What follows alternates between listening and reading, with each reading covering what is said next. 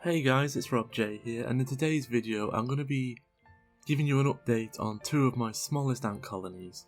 Before we get into the video, I'd like to let you know that this video is sponsored by Ant Keeping Depot. So we're going to start off with my acorn ants. Now you might have seen their introduction to the channel, and if you haven't, that'll be linked in the top corner now. They are doing very well, but they have been moved from their ant space setup, mainly due to the fact that it was test tube based, and what happened was they dug into their own water supply and flooded themselves. I quickly got the test tube, everybody was drowning, and what I did was use cotton swabs, cotton balls, loads of them, tapped it out, used anything that could absorb water, and I saved as many as I could, especially concentrating on the queen. And I did save pretty much most of them. I think there was only a small amount. Luckily, a lot of them evacuated on their own accord to like an unused port. So I saved them. But I needed something that wasn't test tube based, but was size appropriate. And as you know, acorn ants get their name because they can live an entire colony inside an acorn. So it was a bit of a route around. But I found that I had this outworld that I reviewed and it was unused, and it would fit a old nest that I had that is about the right size for them. So I put it together, put them in.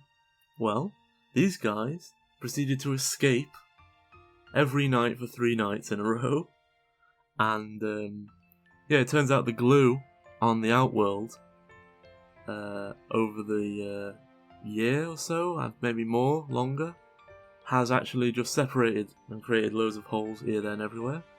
And these guys were more than happy to go and have a walk around. Now, the entire colony didn't move out, so I have heard of that happening. That didn't happen. I just kept finding like 6 or 7 workers. And because of their limited numbers and their recent flood incident, I spent hours getting them one at a time, unharmed, back into the outworld, and sealing what I thought was the problem, because I'd watch them, see where they were coming in and out, block it. I started with re-gluing and stuff like that.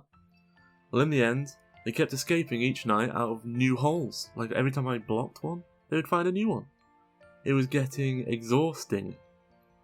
So what I did, in the end, I just got out the big guns and I sealed every joint on every gap, even if it was perfectly fine or looked it. And I finally did get them locked in. So that's them. Moving on to these. Now, this is a funny story, or maybe not so funny. I have had these for a super long time, okay?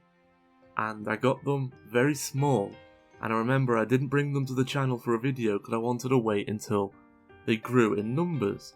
So I moved them into the old ant home, and then they moved into this new ant home, and they've been there, just growing slowly from a queen to what they are now.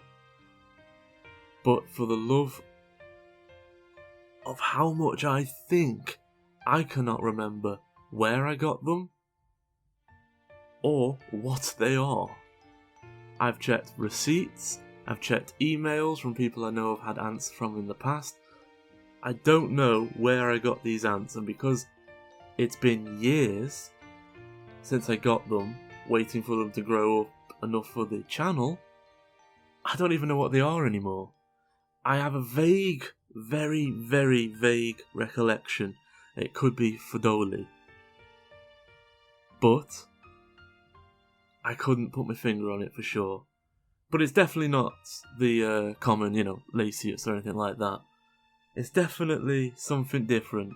And if I remember rightly, I've been heating them since I got them, but I do that with all ants. So it doesn't necessarily mean they have to have heating, it's just part heating for the egg development. So I don't actually know what they are. Now I'm going to try and identify them after all the searching today, I come to the conclusion I can't find out what they are from finding a conversation or an order receipt or anything. So now I know I definitely don't know what they are. I'm gonna go looking. I'm definitely thinking some sort of Fidoli, but there's no mages. Or at least not ones I've seen. So I'm not 100% sure. I know they're not some of the other smaller ant species that I've kept in the past, because I would know. This was definitely something I didn't have when I got them. So it takes out some of the very similar looking ants straight out the equation because I had them at the time. It's a mystery, but as you can see they have grown. Hopefully maybe somebody in the comments will recognise them, who knows. But I hope you've enjoyed today's update, and tune in for the next one.